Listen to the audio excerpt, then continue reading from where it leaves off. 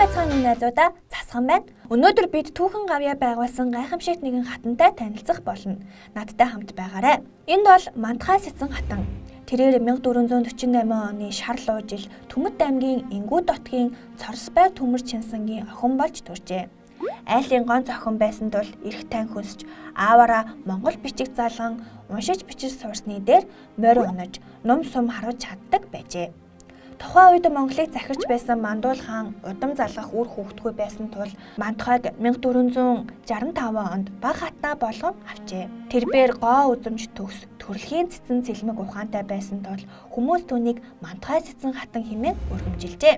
14-өөс 15 дугаар зуун дамнан их Монгол улсын задрал эрчтэй явагдаж Алтан ургийн ноёрхол бүдгэрч хаан суудал хоосорсон хүн хэцүү цагт цэцэн цэлмэг ухаанаар Монголын төрийг дахин сэргээж чадсан Мантхай Сэцэн хатны түүхэн гавьяа юм. Их Монгол улсыг Алтан ургийнхан удирдах чадахгүй хагалган ботолж байна гэх үзэл газар авч улмаар Эсэн хааны үед Алтан ургийн хүмүүсийг хомроглон устгаж байжээ. Мантхай Сэцэн хатан их Монгол улсын төрийг их хааны удам Алтан ургийнхан л захирч чадна. Өөр хинч нэгтгэж чадахгүй хэмээн үзэж ам биеэ зориулж тасарч байсан Алтан ургийг сэлбэн төр улсыг төвхнүүлсэн юм. Тэрбээр Чингис хааны сургаал хууль цаазыг ягштал баримталдаг нэгэн байжээ. 1448 одоогийн Өвөр Монгол аймгийн Монгол түмний хамгийн хүндтэй хатан юм. 14-өөс 15 дугаар зууны их Монгол улсын задрал эрчээ авч Алтан ургийн ноёрхол мөхөн төр угсаа залгамжлах Алтан ургийн хүнгүй хаан суудал хоосорсон цөмөн цагт нэгэн Монгол бүсгүй тасарч байсан Алтан ургийн амийг халуун илгээрээ твэж хатан зориг цэцэн ухааныхаа хүчээр Монгол төрийг дахин сэргээж чаджээ. Мантхай Сэцэн хатан Алтан ургийн сүүлчийн хүү Батмөнхийг олж авч хөлийг нь дөрөөнд гарыг нь ганцганд хүргэн задран унаж байсан их улсыг буцаа нэгтгэж түүнд хүлээлгэн өгсөн юм. Мантхай Сэцэн хатны гавьяагаар Батмөнх Даян хаан бүх Монгол улсыг 40 жилийн турш захирч 6 түмэн ардыг амар амгалан амьдруулсан билээ. Мантхай хатны 1526 онд 78 наснда таал төгссөн хэмээн үздэг боловч энэ талаар тодорхой баримт байдаггүй юм.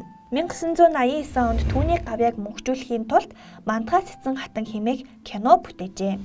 Тэгэхээр найзуудаа та нар гэр бүлийнхэнтэйгээ Мантхай Сэцэн хатан киног заавал үзэж санал бодлоо солилцоорой. Сайн уу Тонти? Тонти найз маань захидалд дамжууллаа. Бүгдээрээ анхааралтай сонсоод аваарай.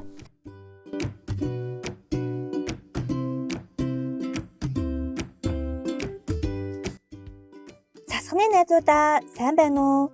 Улаанбаатар паркын савдаг Тонти өнөөдөр нэгэн маш чухал хүмүүсийг хүүхдүүд та нартай танилцуулахыг хүслээ.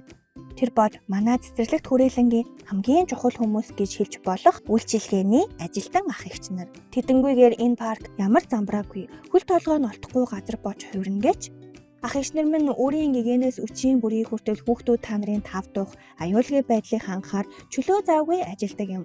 Зам талбайг цэвэрлэж, зүлэг модоо усалж, ариун цэврийн өрөөг угааж, тоглоомын талбайг ариутган өдөржин л паркийнхаа төлөө хөдөлмөрлөнө. Үйлчилгээний ажилтнууд байхгүй бол бүх юм ундуй сундуй, хог шороотой, эмх замраагүй байх болно. Тиймээс тэдэнтэй таарвал баярлаа гэж хэлж байгаарай. Талархах сэтгэл бол хамгийн эрхэм чанар юм шүү. Засхны хичээл нэвтрүүлгээ лав гараг бүр 18 цаг 50 минутаас Dream телевиз болон Dream телевизийн албан ёсны YouTube хуудасаас хүлээн авч үзээрэй.